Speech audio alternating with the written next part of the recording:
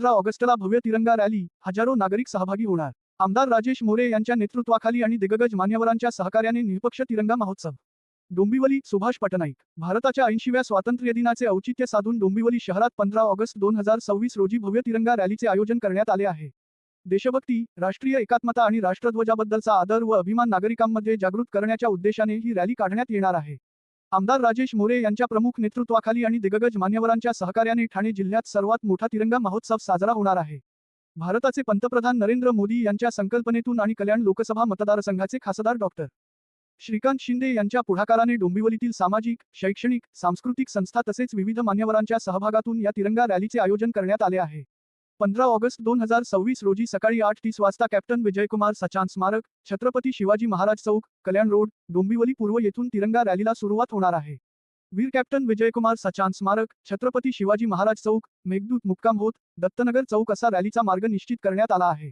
दत्तनगर चौक येथे 150 फूट उंच तिरंगा ध्वजाच्या साक्षीने भव्य समारोप करण्यात येणार असून सकाळी 10 वाजता राष्ट्रध्वजाला मानवंदना देण्यात येणार आहे।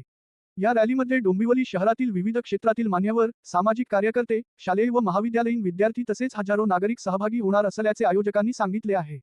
राजकीय, सामाजिक किंवा वैचारिक मतभेद बाजूला ठेवून निष्पक्षपणे सर्व भारतीय नागरिक म्हणून एकत्र येत राष्ट्रध्वजाचा सन्मान करण्याचे आवाहन आयोजकांच्या वतीने करण्यात आले आहे।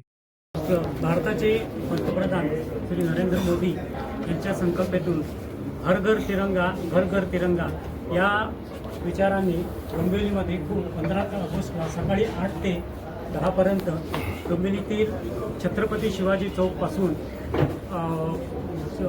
सर्वेश हॉल आणि तिकडून दत्तनगर फडके रोड तिकडून दत्तनगरपर्यंत आपण ही रॅली काढणार आहोत। तर याचं वैशिष्ट्य असं आहे की एक मोठा 100 मीटरचा तिरंगा असणार आहे आणि ह्या रॅलीमध्ये डोंबिवलीतील सर्व सामाजिक संस्था, त्याच्यानंतर शिक्षण म्हणजे शाळेची मुलं आणि मान्यवर, डोंबिवलीतले सर्व मान्यवर उपस्थित राहणार आहेत। राजकीय पक्षातले सर्व आमदार असतील, खासदार असतील आणि कदाचित उपमुख्यमंत्री सुद्धा येण्याची शक्यता आहे। त्यामुळे ते काय की आपल्याकडे जे डोंबिवलीमध्ये जो मोठा तिरंगा आहे 150 फुटाचा, तिथं त्याचं अनावरण होणार आहे आणि तिकडे हे सर्व मंडळी येण्याची शक्यता आहे। सन्माननीय या भारताचे लाडके पंतप्रधान नरेंद्र मोदी साहेबांच्या संकल्पनेतून हर घर तिरंगा या उद्देशाने या कल्याण लोकसभेचे खासदार श्रीकांतजी शिंदे साहेब, श्रीकांत फाउंडेशन आणि डोंबिवलीतील तमाम सर्व सामाजिक संस्था असतील, सामाजिक मंडळं असतील, मग त्याच्यात साहित्यिक असतील, कलाकार असतील, नाट्यप्रेमी असतील, सर्वच सामाजिक संस्था आणि या डोंबिवलीमध्ये मोठ्या प्रमाणात पहिल्यांदाच तिरंगा रॅलीचं आयोजन करण्यात आलेले आहे।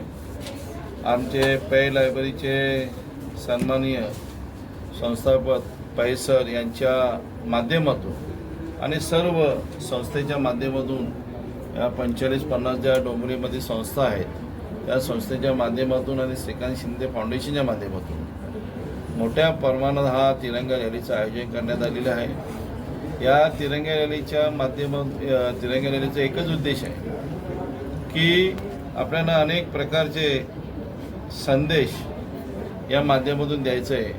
जसं आपला तिरंगा देशाची शान आहे, आणबाण शान आहे, त्याचप्रमाणे अजूनही त्याचा दर्जा उंचावावा याप्रमाणे आपण एक जागतिक त्याचं नाव व्हावं याप्रमाणे आपण मोठ्या प्रमाणे ही तिरंगा रॅली काढत आहोत। त्याच्यात अनेक शाळा भाग घेणार आहेत, कॉलेजेस भाग घेणार आहेत आणि मोठ्या प्रमाणात ती रॅली आपण काढणार आहोत।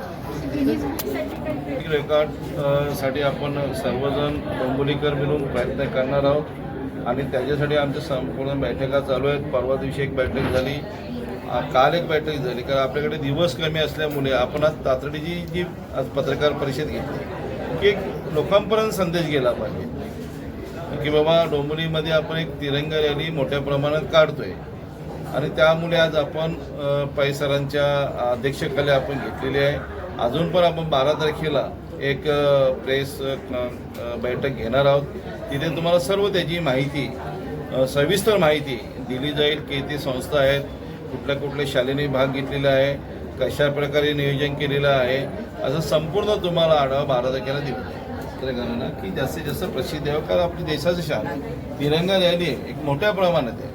याच्यात मगाशी राजेश कदम साहेबांनी सांगितलं की एक इथे राजकीय काही नाही, एक आपण देशप्रेमी सर्वजण याच्यात समाविष्ट व्हावे अशी मोठ्या प्रमाणात इच्छा आहे आणि सर्वांनी सामील व्हावं असं मी जाहीर आवाहन करतो. लोक भाग घेतील, मग त्याच्यात मंत्री महोदय असतील, महाराष्ट्राचे उपमुख्यमंत्री एकनाथजी शिंदे साहेब असतील, सर्वच पक्षाचे नेते याच्यात सामील होणार आहेत. कारण हा आपल्या देशाचं शान आहे. झेंडा तिरंगा हा देशाचा आहे. याच्यात काही पक्षविषय काहीच नाही.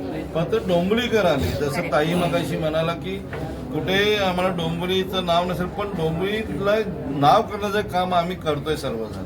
जसे आमचं गुढीपाडवाचा सण असेल, आज जगात गेलेलं नाव, आणि मग हा तिरंगा रॅलीचंही जगात नाव जावं अशी सर्व डोंबिवलीकरांची भावना असेल आणि त्याप्रमाणे आम्ही करणार. हा तिरंगा रॅलीचा कार्यक्रम आजचा देशातला जो तरुण विद्यार्थी आहे, जो तरुण नागरिक आहे, ज्याला आपण जेनझी म्हणतो, ते एका विशिष्ट गोष्टींची त्याला आवड आहे आणि ती होत असताना काही चुकीच्या गोष्टीसुद्धा याच्यामध्ये येतात आणि ज्याच्यामुळे आंदोलनाला गालबोट लागतं असं माझं मत आहे. नरेंद्र मोदीजींनी कायम या देशातल्या तरुणाईला पहिल्यापासून वाव दिला आहे. त्यांचं म्हणणंच आहे की हा देश तरुणांचा आहे, या देशाचं भवितव्य तरुण आहे आणि त्याच्यासाठी आजपर्यंत नरेंद्र मोदीजींच्या नेतृत्वाखाली ज्या NDAचं सरकार आहे आणि तरुणांसाठी जेवढ्या गोष्टी गेल्या 14 वर्षात केल्या तेवढ्या आजपर्यंत कधी झालेल्या नाही. आणि म्हणून या ज्या तिरंगा रॅलीचं आयोजन केलं आहे, आज देशप्रेम, आज तुम्हाला माहिती आहे आज आपला देशाचं ज्यावेळेला आपण प्रगती करतोय, ही प्रगती होत असताना इतर अनेक देश आहेत, इतर देशातल्या अनेक अशा व्यक्ती आहेत, या देशातल्या प्रगतीला त्यांना गालबोट लावायचं आहे. म्हणून आपण 15 ऑगस्टच्या दिवशी आपण आपल्या तिरंग्याच्या झेंड्याखाली एकत्र आलं पाहिजे. तरुणाईची असेल, राष्ट्रप्रेमाची असेल, ही ताकद आपण जगासमोर दाखवणं हे या रॅलीचं उद्दिष्ट आहे असं मला वाटतं.